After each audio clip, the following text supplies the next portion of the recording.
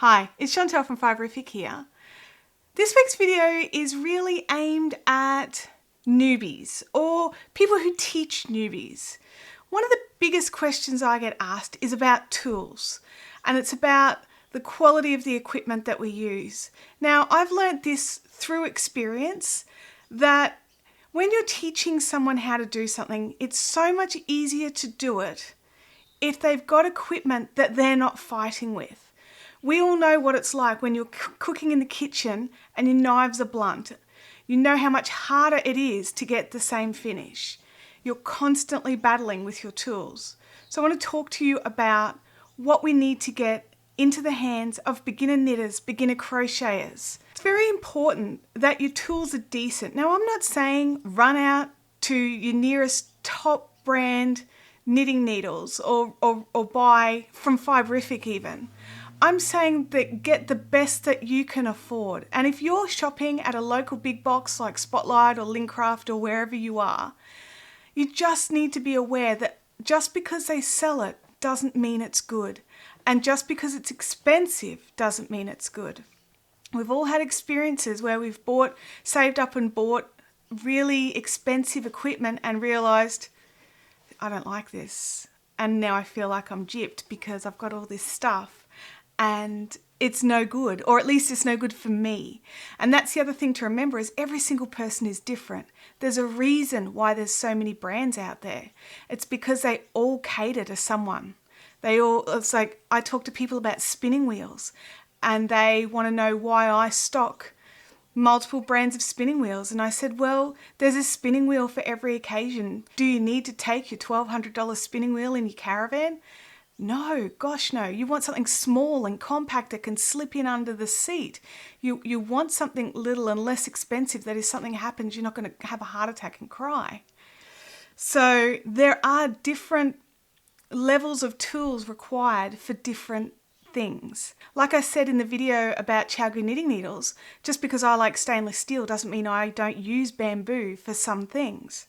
So we'll go in a bit more detail into the tools. Now, if you're going shopping for your first set of knitting needles or your first crochet hook, there's a couple of things that you really just need to remember.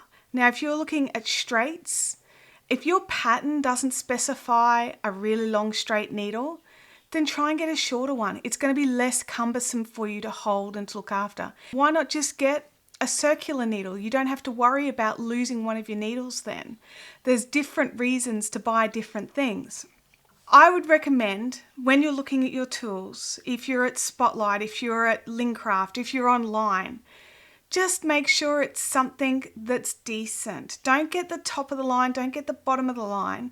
Just get something that's usable, but please, in my opinion, avoid plastic, especially for your first sort of run. Try and get your hands on a decent quality stainless steel or a really good quality bamboo. Now, when I'm talking bamboo, if you don't have good quality bamboo, then I honestly think don't bother because it's grabby. You're going to be fighting with it the whole time you're knitting. When it comes to crochet hooks, make sure that the actual hook doesn't have any sort of seam on it. Some of the less expensive crochet hooks have a seam that's right over the middle of the hook and down the handle. All that does is catches your yarn and makes your life so much harder. So just really keep an eye out on the quality of the tools that you're using. Next, we're going to talk supplies. Now, I'm not one of these people that's anti-acrylic. I believe that all yarn has its place. But if you're very first beginning, and I truly believe, go and get yourself a middle of the road 100% wool. So even if you're hitting Spotlight and grabbing their 100% wool 8-ply or the Lincraft wool 8-ply, I'm not saying rush out to your nearest indie dyer and pick up a $25 or $30 hank of sock yarn to make a little scarf out of. I mean, that's what we all do. We all took a while to get there. I'm saying don't diddle yourself. No, I'm not. That's a terrible thing to say. I'm saying don't make life harder than it has to be. If you've got a really iffy set of knitting needles or crochet hook, and then you go and add a really squeaky acrylic yarn to it, your experience is going to be less. You are not going to enjoy it anywhere near as much. You're not going to understand why it is we're all so obsessed and we're all so tactile with our knitting and crocheting, because you're going to be feeling this going, oh, I don't really like it. It's squeaky. It's not great. So I would say for your very first beginner supplies, you need 100% wool, and just go and grab some on sale or something, or even, it's only a few dollars, so it's not that much. I mean, unless you're looking at making a jumper as your very first project, which I don't really recommend, then whatever you use, you can actually pull it out and add it into another project. Now, the other thing to remember is everybody learns differently. Some people are audio learners. They need to hear the spoken word. Some people are visual learners and they need to see someone physically do it. And sometimes that doesn't even work for YouTube. They want to see a person, an actual person, doing it and showing them how to do it. They want that one-on-one interaction. And some people need learn better from reading it in a book. And that is, again, why there's so many different ways to learn, because there's so many different people with types of brains and ways that brain learns. The other thing to remember is that just because someone's tried to teach you in the past doesn't mean you can't learn. And the number of times I've heard people say, oh, I've tried to learn and it didn't work. You know, my grandmother said that I'm rubbish at it, or to give up and here, try crochet instead of knitting, it's easier. All these things I've heard before. Now, like I said with the ways to learn, there's also different ways to actually accomplish the exact same project. So if you're a knitter, not all knitting is the same. There's so many different styles of knitting and then variations on those styles. So while I'm a continental knitter, there's other continental knitters that don't do it how I do it. So there's the continental, the English, there's the underarm, there's the Portuguese. Every country in the world and even every region in the world has a different way to do things. And I'm sure you will find a way that works for you. And when it comes to crocheting, there's people who hold their crochet like a knife with their finger over the top. Then there's people who hold their crochet like a pen.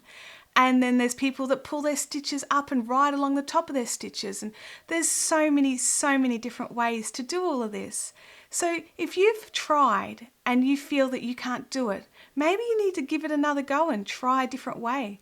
Maybe find another video or another book written by a different person and see if their way appeals to you better. I don't know why I decided to do this video. I really find that there's so many different ways to do things, and I personally try to learn as many as possible so that when I'm teaching someone or talking to someone, that I can try and help them in the way that helps them the best.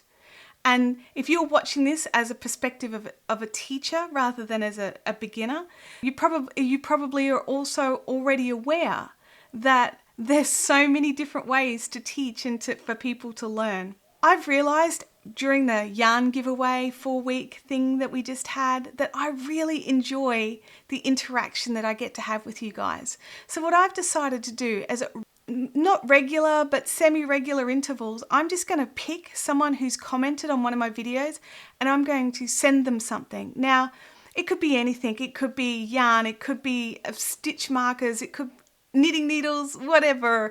I will find something to post to them and send them as a thank you for being one of my wonderful subscribers. So if you are not yet subscribed to this Fiberific YouTube channel, then I don't know why. You need to click on that subscribe button. So this week I've decided I'm going to send Anka Vahavi. I'm sorry, Anka, I've destroyed your name. But Anka, I'm going to send, or Anka, oh, see, I've killed everything. I'm going to send you a little notions box. So if you comment down below in this video, let me know which color you want. And then if you PM me your, or PM or DM or however you want to contact me, your address, and I'll get it in the post to you. This week's video has been for those people who are beginners deciding what kind of tools they need to get, and for teachers to understand that there's different ways for people to learn. Thank you for liking, commenting and subscribing. It's time for you to fill your universe with Fiverr fun. Off you go. I'll see you next time.